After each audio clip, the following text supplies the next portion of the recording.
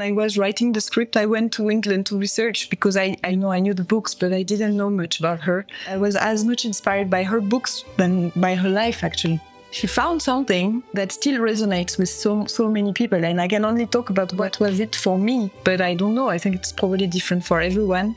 It is a truth universally acknowledged that Jane Austen has inspired some of our favorite movies. They're the faithful adaptations, Oscar-nominated Pride and Prejudice, Oscar-winning Sense and Sensibility. They're the more fanciful adaptations, like the Emma-inspired Clueless. Then you have the Jane Austen-adjacent films, like the Jane Austen Book Club, the hilarious Austenland, and a personal favorite, Cold Comfort Farm. Laura Piani's Jane Austen Wrecked My Life is a new romantic comedy squarely in this last category, and it is a most welcome addition to the club. A beguiling Camille Rutherford stars as a desperately single Parisian bookseller who feels that she has lost her chance at love. But when she's invited to participate in a writer's retreat in England, she finds herself tossed into an Austen-esque situation, juggling the affection of two suitors and trying to find a way to stay true to herself. A hit at the Toronto International Film Festival, Jane Austen Wrecked My Life is now opening in theaters across the U.S. Join us for a discussion with the film's writer and director, Laura Piani, on Inside the Arthouse,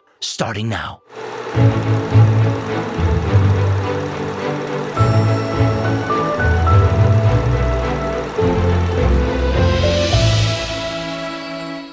Hi, my name is Greg Lumley. And I'm Raphael Spark. And welcome to another episode of Inside the Arthouse. Today we're joined by Laura Piani. She is the screenwriter and director of Jane Austen Wrecked My Life. Thank you for joining us, Laura. Thank you for having me. Laura, I love this movie, and I want to make sure I get this term right. This is the semi-quincentennial, that is the 250th anniversary of Jane Austen's birth.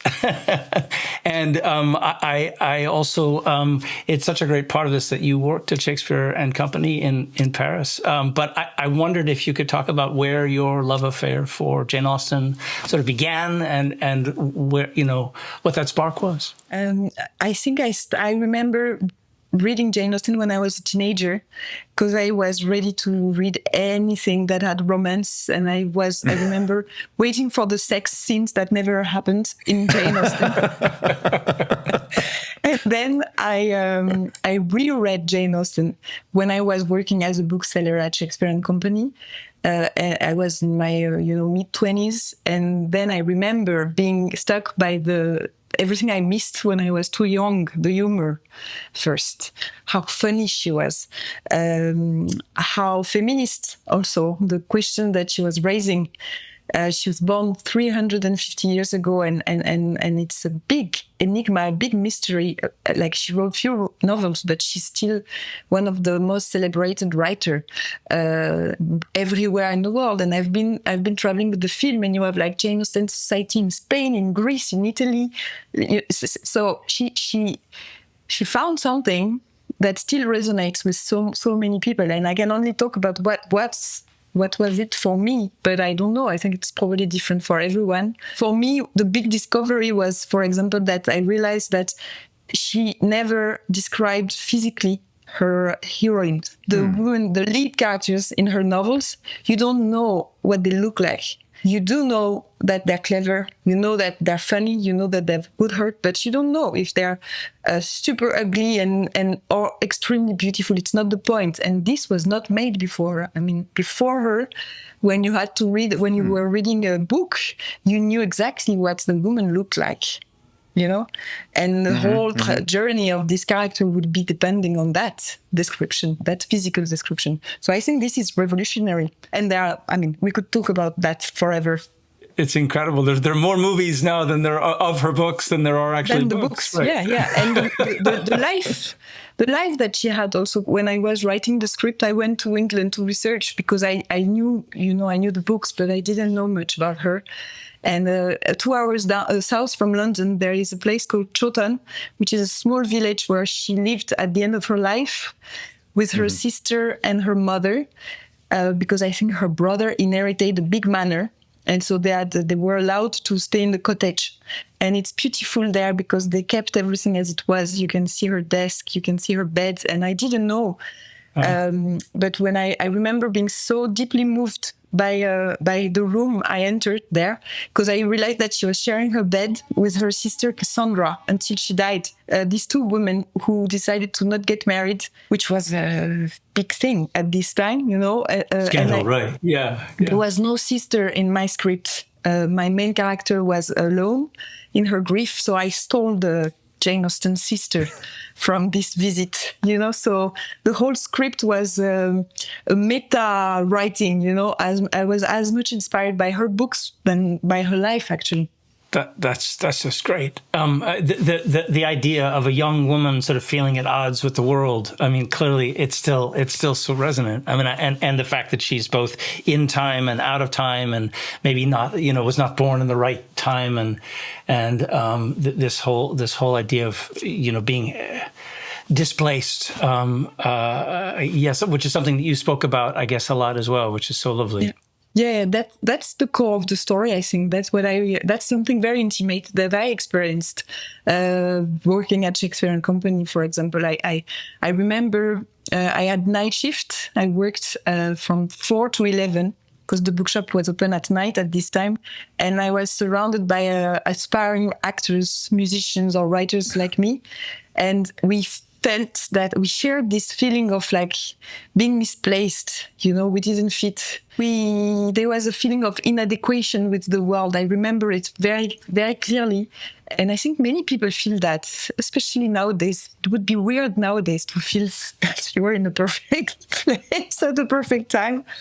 I think what I was also experiencing as a filmmaker was that I was missing rom-coms that were Arthouse rom-coms, intimate, independent comedies, I don't know what happened since the 90s, since the golden age of the British rom-coms, the Richard Curtis ones, the Four Weddings and a Funeral. And I don't know what happens to rom-com. It became, something very marketed for platforms most of the time.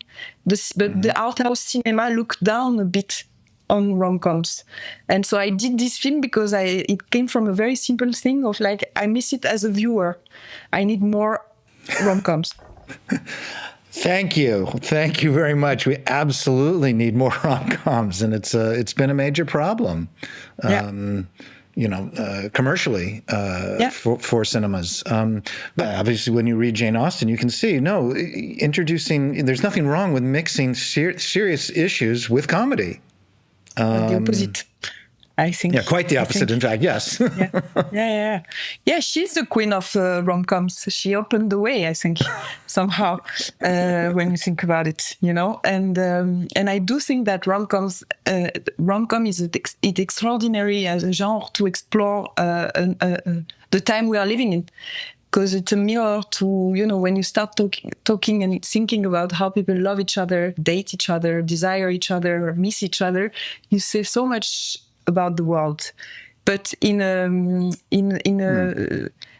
humble way. You don't preach, you don't teach. You know what I mean?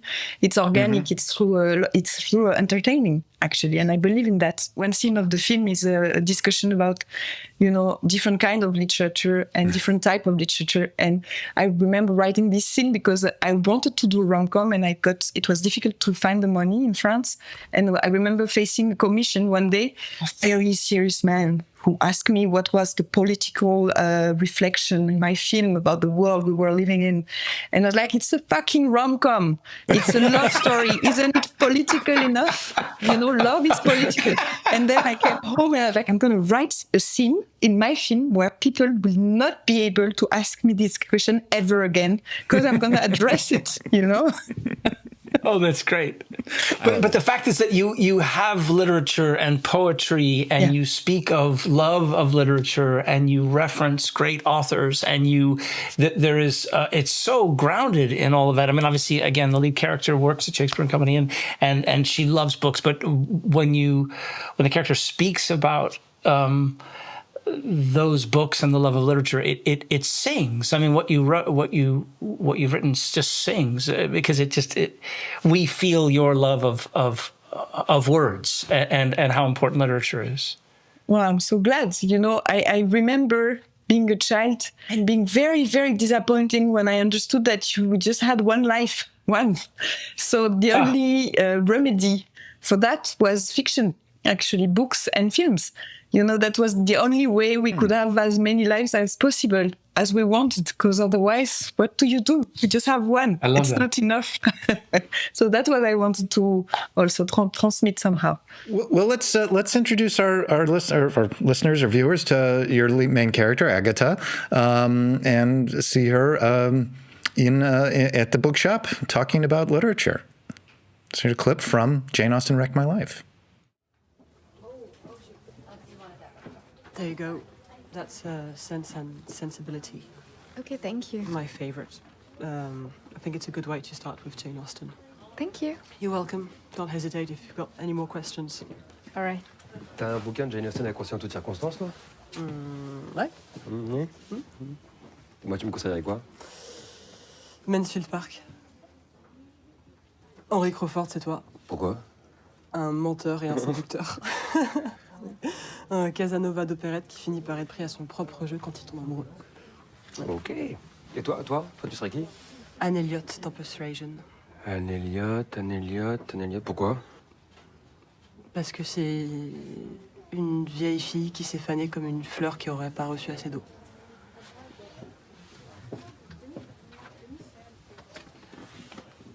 Elle est consciencieusement passée à côté de son existence. God, I love that. It's so good, and I love that shot. There's so much I want to talk to you about because I get excited about this film.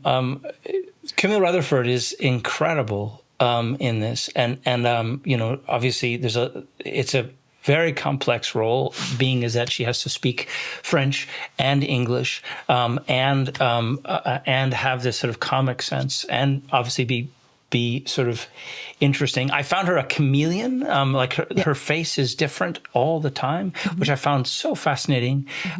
She clearly loves books. She's clearly intelligent. That comes through. But was she an inspiration to the writing, or did you find her and that it kind of completed something? And then I'd love for you to talk about her and working with her. I agree with everything you said.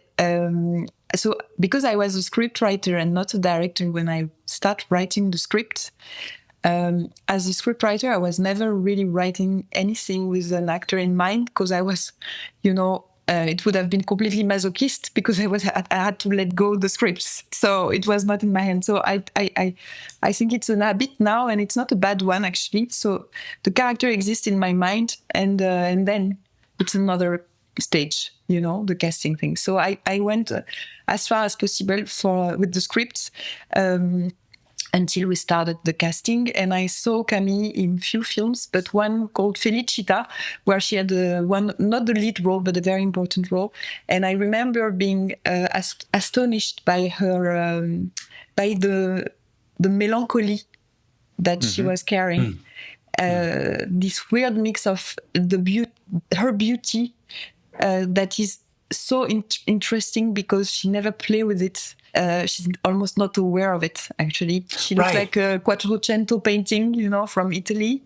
But she is real also. And she has a slapstick thing. She's clumsy. She's weird. She has a weirdo thing that I love so much. That is so poetical, actually. A weirdo thing. I love it. Yeah, she's a weirdo in a good sense, you know. Right, the dancing and then yes. She's not self-aware. She's a very shy person in life, but she is capable of, when you propose a comedic thing, shameful and weird, she goes for it. So when I learned that she was speaking English because her father was English, and so because I was looking for a bilingual actress, I sent the script. We sent the script to her agent, but I was sure it was her. And I remember we met in a cafe. I wanted to have a cafe with her in Paris, and she arrived earlier. I saw her in the cafe from far away, and I saw that she ordered beer and French fries, which is a very good sign for an actress, I can tell you. I was like, okay, this is someone I can work with. Yes, She is an actress who eats and drinks. already we can awesome. talk. And then, of That's course, great. like in a comedy, she was anxious, I think. She stood up and the beer fell in the French fries. And so we started our collaboration by trying to save the fries. You know, because and I thought, okay, this is the character. I just don't need anything else than that. So It's kind of a bringing up baby moment. totally overdose. But what I'm so grateful for the work she did, because when you write a film like this that is very intimate, you know, very much based on very important things in my life. So the character is not me, but it comes from many things that I've been through, especially the grieving part, you know, and so the books, the writing relationship with writing, the imposters thing, etc. Like all the things that you put in the first film. What is so beautiful is when you meet an actress that is taking over this character that was in your mind. And so if she was next to me, I would say that the character would be sit in between us, you know. She created something. We created something together that was the character. That was beyond what I wrote. It's beautiful. It's exactly what it should be, actually. The collaboration between a writer, director, and an actress. She seems so at ease. She's so comfortable. She's so unself-conscious, and she's so sort of at ease. There's a really funny moment. I wanted to ask you about this. There's a really funny moment where they're at the Jane Austen house, and Charlie Anson, essentially his character, sits next to her and says, "So did you find the bathroom?" And her response is so great, because she sort of looks at him, she puts something in her mouth, and she sort of does.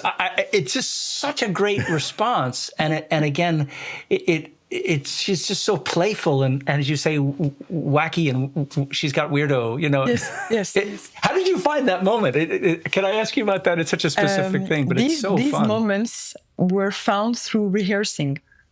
You know, it was a very limited budget film. So we had to shoot like everything very quickly. But what I got, the luxury, it's something that I really insisted on, because it was my first film and I was sure that I would not be able to do anything without that, was the rehearsing time, like if we were doing a play, you know. So the three actors, we met in my office for weeks with the scripts around the table, and we read scenes, and they rehearsed, and they were silly and they were bad sometimes, and they explored stuff, and I rewrote when the lines were better, and we built trust, the intimacy scenes, the seducing thing, you know, the seduction and everything. It was so easy with them on the set, because they became, I've been lucky also, they became friends, the three of them. We were napping, because in France, it's very important to have a little nap after the digestion, after the lunch. Especially for me. And so I know beer and fries make me tired. And so it was summer, I remember, and we were so sleepy. And so my office, it was just one big room. So we all, like, we were lying on the ground, not together, just one after the other, like, you know, and we were sleeping for half an hour. This intimacy, the waking up, hearing other people sleeping next to you, and, you know, going back with a cafe. I'm joking, but I think, especially for a film like this, for a rom-com, you know, it cannot be conflictual, cannot be stress, it cannot be, you know, like difficult. Right. It has to be joyful. Otherwise, it makes no sense to shoot a film like this in a difficult condition. And the trust we built, the love we had, that's why when we were shooting in very difficult conditions, sometimes that's why the actors were good. They were good because they were ready. Right. Well, when you look at great romantic comedies, screwball comedies, I mean, obviously there's, you know, the screenplay and the direction is all very important, but at the end of the day, the great ones are built on chemistry. Yes, and exactly. I guess, you know, was that chemistry just there from the beginning and you found it in the casting, or can it be developed through this process that you're talking about? I think it's both, I would say. I think it's you have it or you don't have it, the chemistry, you feel it. And for me, it was very important to start with having Camille as the center in the casting, and then I went to look for the two guys. I knew Pablo Poli because as a scriptwriter, I wrote a film for him where, I mean, he played one of the characters, and I remember being on the set as a scriptwriter, just observing the set, and I was like, this fucker is not saying any line I wrote. He's changing everything, and it's for the best. So it's very annoying. Oh my God, that's really something for a writer to say that. That's very annoying, but he was he's a comedy machine, and it's even a problem. Like you have to focus on the set with Pablo Poli, who's making like 10,000 jokes every minute. He can play everything. He can be burlesque. He has some Buster Keaton thing, but he also had this very flamboyant, Casanova French style that I thought was interesting. In contrast with the English guy, Charlie Hanson, he's the one that I found the last because it was so hard for me to find the right actor. I saw so many people couldn't find the actor. For some reason, I also had this constraint of French and English because I needed actors who were able to shift between the two languages all the time. And I remember seeing Charlie Hanson also in a cafe in Paris, thinking that he was the reincarnation of Hugh Grant somehow. Yes, I said the same thing. He looks so much like, exactly. There is some Alan Rickman's something too in the eyebrow. Anyway, so it was very interesting, but he's so much more than that. He's also so delicate and poetical and beautiful. He's a beautiful actor. British actors, they have like this incredible capacity to do everything. Like he can dance, he can sing, he can do theater, tragedy, Greek tragedy, comedy. He's like such a full artist. So I did a reading to be sure about, because you see them one after the other, but then I needed the trio. So I remember doing a reading, listening to them, watching them, and I thought I knew it. I knew about the chemistry. So that was one thing. But then I didn't know how to create intimacy. And that's through the rehearsing part. I think you can also, you have a responsibility as a director to create the condition where the actors feel safe, good enough to be vulnerable, because it's safe. And rehearsing created that, I think. For sure, and I mean, I must say, probably because I'm an actor as well, as a woman having the female lead, you being a director, and their woman to woman, particularly because it's such a personal story, I'm sure that made her feel, comfortable and at ease and able to just do her best work. I mean, I don't know if she said that, but it's clear. It's clear on screen. Yeah. I think you. I believe that the good news is that I'm part of a generation of women director who can share their doubts. For example, I'm not afraid to say when I don't know. I can say it. For example, I think for previous generation of women who had to fight so much to direct a film that they had to, be much more in control of everything. I remember sometimes I just didn't know it's comedy makes you very humble, because you fail and you fail again. Like you have to reinvent all the time because what you had in mind, sometimes this was just a good abstracted idea, but it just doesn't work. So I remember, once or twice looking around thinking, okay, I don't know what to do. This scene doesn't work. I can feel it. It just doesn't work. And I went to the makeup artist or the assistant of the DOP, and I was like, "What do you think? What do you think about this scene?" And they had ideas. And I think this comes from the fact that it was open to collaboration. We created something with this crew that was wonderful. It was not easy all the time, but it was sincere. That's the beauty of limited budget film also, is that people come with for the project, not for the money. Clearly. It's so great. It's so wonderful that you spoke to the makeup artist, because I can't tell you how many times I've sat in the makeup chair and the makeup artist has an opinion about a scene, and I'm like, if only the director would listen to her. Makeup artist and the whisperer. Genius, and she Yes, got it. And, yes. and then how fabulous that you would actually sort of engage that. That's just wonderful. No, I think I was lucky. I was lucky because they were good ideas. Could have been terrible. Well, you get to experiment. That's great. So much of so talking about chemistry, I mean, it's not always just about attraction. Obviously, especially at the very beginning, you have to find these characters who, if not repel each other, at least, find you. I mean, before Elizabeth Bennet loves Darcy, she hates Darcy, right? Of course. And we see that here in this film. Let's take a look at another clip where Agatha and Oliver, just after they've met, start talking about literature. So have you been working a long time for the Jane Austen residency? I'm Jane Austen's great-great-great-great-nephew. Wow. Yeah, my parents set up the Jane Austen residency, but I'm not really part of the fan club. I'm just helping out because my father recently lost his driver's license. Right. And what do you normally do for a living then? I teach contemporary literature at King's.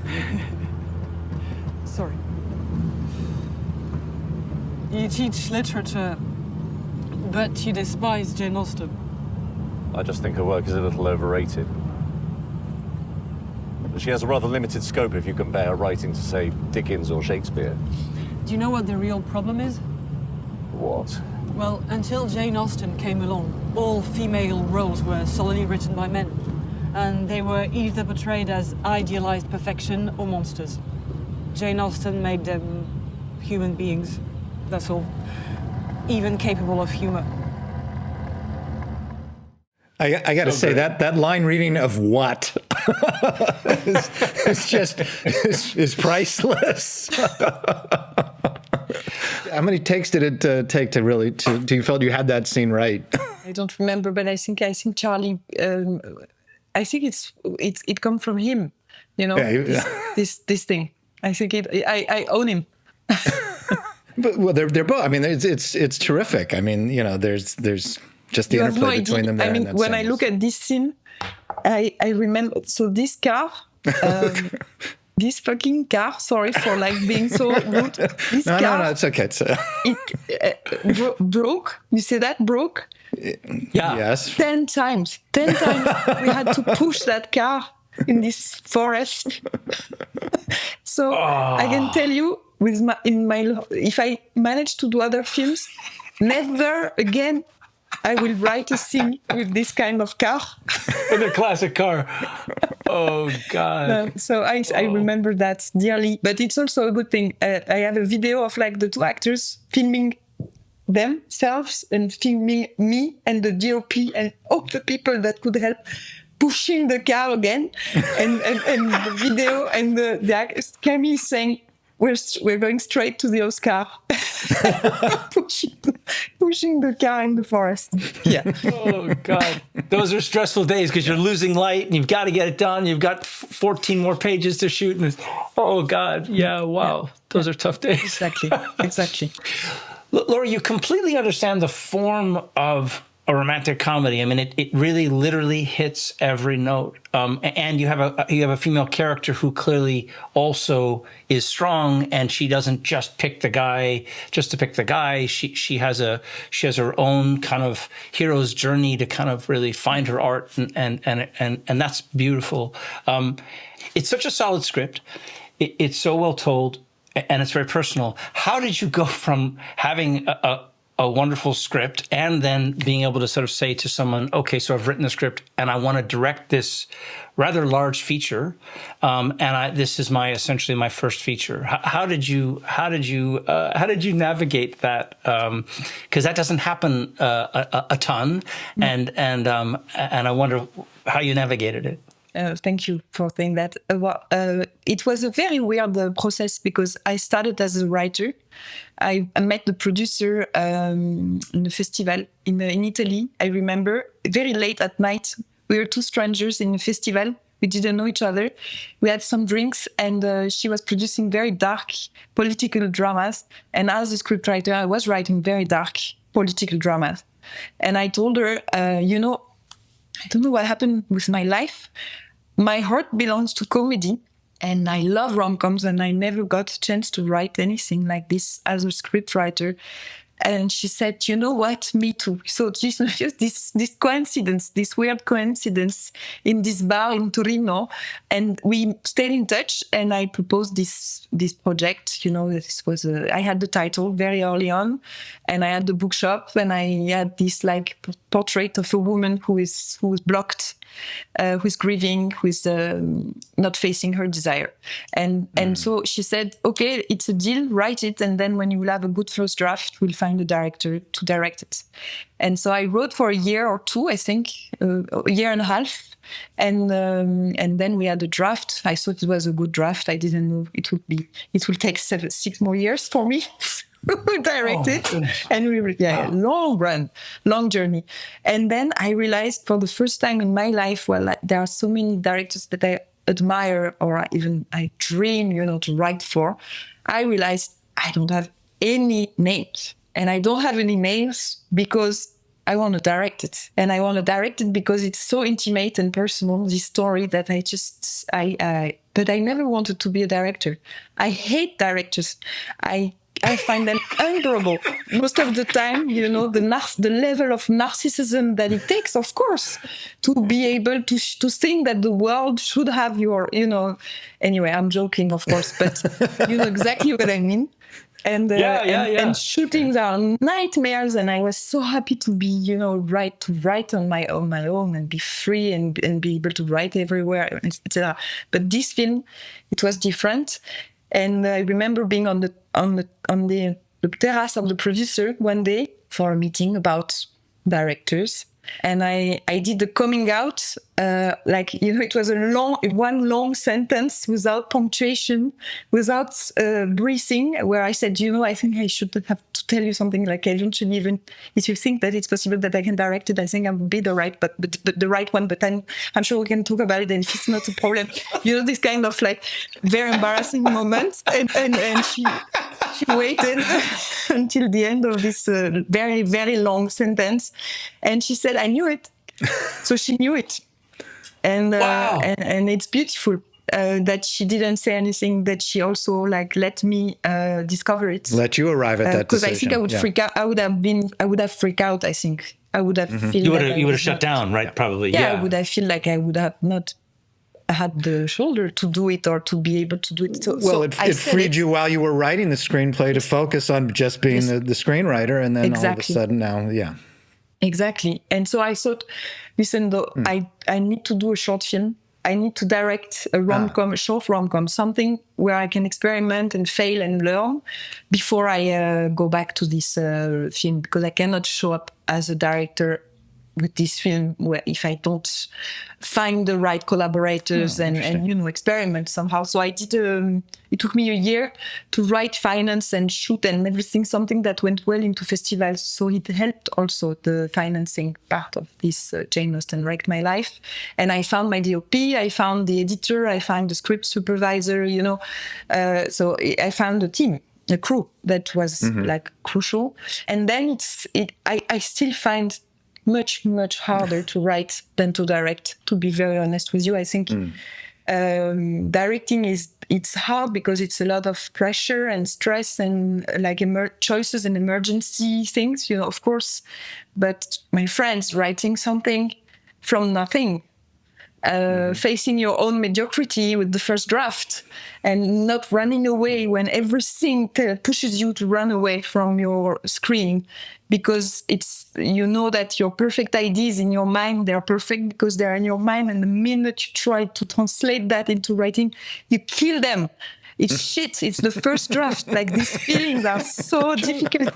This is the hardest part. The rest, it's hard, but it's not the same. I like that. That's so great. It's so great that you got to do this, and that your producer lifted you up and made that possible. It's just fantastic. It's a lot about believing, the belief, the amount of belief that you put in a project, and the amount of belief that surrounds you, that supports you. And she's incredible, my producer. We were fighting together, but she understood that I didn't want to have like big stars in this film. For example, I wanted to have total freedom of choosing the actors that I wanted. When to get theater actors and clowns, and the old man who losing memory. It was his first shooting. He's a clown, so it comes with a lot of freedom, this kind of casting, but a very limited budget also. It was a big struggle to finance the film, and she did it beautifully. That's great. Were there any particular films that you looked at before you started shooting to inspire?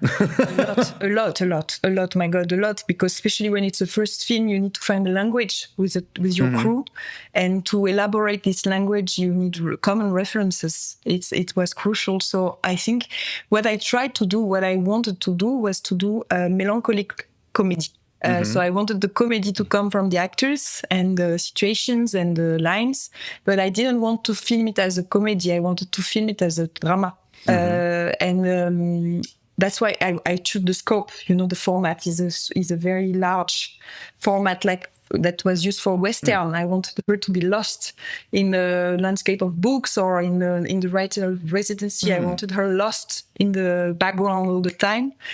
And I with the DOP and all the crew, actually, I shared a lot of references, but maybe one of the most important is Howard's Hand, a James Ivory film, because of the melancholy. I think I don't know if you're familiar with James Ivory, but for me, it's he captured the essence of melancholy, which is like you feel like things are past while you are living it in the present, And I wanted to capture that for the writer residency, especially for the parents. The whole love story between Agathe and Oliver, it is possible because they share a grief. Somehow she lost her parents and he's losing his father, progressively, but he is grieving already. And so I wanted to I think good comedies come from very sad, very tragic places, actually. So, I wanted to experiment around that, the way we filmed the plan séquence, the long shot also, which are very difficult to do for comedies, because for the rhythm you need usually a lot of takes and shots and stuff. So you need to have perfect acting, and I had perfect acting because they were good and they were ready. So it was great to experiment around that. One of the actors, I saw him and I was like, wait, how do I know him? And I went back, and it's Frederick Wiseman, the great documentarian. Yes. And he has a pivotal thing at the very end of the movie, which is fantastic. I don't want to give it away, but anytime anyone puts Fred Wiseman in a movie, it's a giant wink to other filmmakers, I have to say. And I wonder what your relationship was to Fred Wiseman, why he got that. He's my friend. Moment. He's my very old friend. We met in the streets in Paris 10 years ago, and I recognized him. Wow. And I saw all his films when I was a film student, and so I just went to say thank you, which is something I never did before. But just thank you for your films. Thank you, because you create something there that is like unique. He is one of the genius of our time. I think I really believe it. Yes. And he said, well, we should have a cafe then. And so we went for a cafe, and then he was looking for a place to live and edit his films. And I was living in an artist residency in Paris, so I introduced him to the owner of the residency, and we became neighbors. We were living on the next floor. Oh my God! And we became friends. And wow, it's rare, when you meet people that you admire, and then they are in real life even better than what you can expect. And Frederick Wiseman has this genuine love for people, for human beings. He's an incredible listener. Sometimes we don't see each other for 6 months, and you remember exactly where I was with my work, for example. So it's a very important friendship in my life. And the poem at the end of the film is probably, if the film, there is no message in my film, but if there is something that contains the whole film, is the poem at the end. And I filmed the poet in Shakespeare and Company 15 years ago, saying this poem, and I was dreaming of having him, the poet, Jack Hirschman, saying this poem, and he died before we had a chance to shoot the film. Wow. And I was very sad, and I couldn't imagine anyone else because he had a very unique voice. This poet, I recommend you, if you have like 5 minutes in your life, you go online, you type Jack Hirschman and pass. It's the poem. You'll see it's a portal to another world, really. So I didn't know what to do because I couldn't think of anyone. And I remember talking about that with Fred, and he said, "And what about me?" And I was like, "Okay. All right, if you insist, let's try." And of course, what a gift, because he had such a great sense of humor that he had something to the beauty and the drama of the poem that I couldn't dream. And the twinkle in his eye. And exactly. He has a look of a young man. Yes, yeah. Exactly. So, Laura, we're getting close to the end here, but one thing I want to ask. Yes. In terms of the various adaptations, screen adaptations, either faithful or fanciful, and Austen-adjacent sort of works, what are some of your favorite films? I think the one that I love and I can watch over and over again is the Sense and Sensibility by Ang Lee, written by Emma Thompson. With the screenplay, written by Emma Thompson. Yeah, I think this is like the perfection. And then I think Pride and Prejudice, the Joy Wright adaptation, was really good also. I really liked it. But I think, to be very honest with you, I'm not a huge fan of Jane Austen adaptation because I love the book so much, which is that when I love the book so much, I need to keep living with my own films somehow, So Pride and Prejudice and Zombies was not your film, then? But Charlie Hanson played in that. I didn't know. I realized after. It's so funny. It's so funny. Well, it must have been a real challenge not to include any zombies in your screenplay. Yeah, it was hard to resist that urge. Thank you for managing. Restraint, utter restraint. Yes. Right. What was the film had opened earlier this year in France? How was the reception there? It was wonderful. It was much, beyond our expectations in France. Oh, great. We stayed on theater 12 weeks. Which is a very long time, and the film is like being released everywhere in the world. And you should have seen us pushing this car in the forest before it was dark. Nothing was like there to tell us that we would have like an audience somewhere. Like really, it's a miracle, and we're very. The producer is happy, the distributors are happy, and I have the privilege with the film that has theatrical release that I meet the audience. The Q&As are amazing because when you do a rom-com that is optimistic, people are happy at the end. I mean, most of them, I guess. Yes. Maybe the one that don't like the film, they run away. But the one who stays, they have like these big smiles. And I've been so touched by all the conversations that I had with young people, very young people, 14, 16, young men, young women, talking about what it means to be romantic nowadays, the importance of poetry. All kinds of, sometimes people don't have questions, they have statements, they tell about, they speak about themselves, and it's very enriching, it's beautiful. So this is a gift for me, the theatrical. And I have to say, the dance sequence, I watched it twice. I had to watch it again. It was so beautiful. Yeah. I love that dance sequence.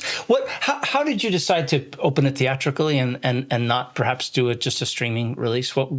Because I hate streaming. Was that it? I hate it.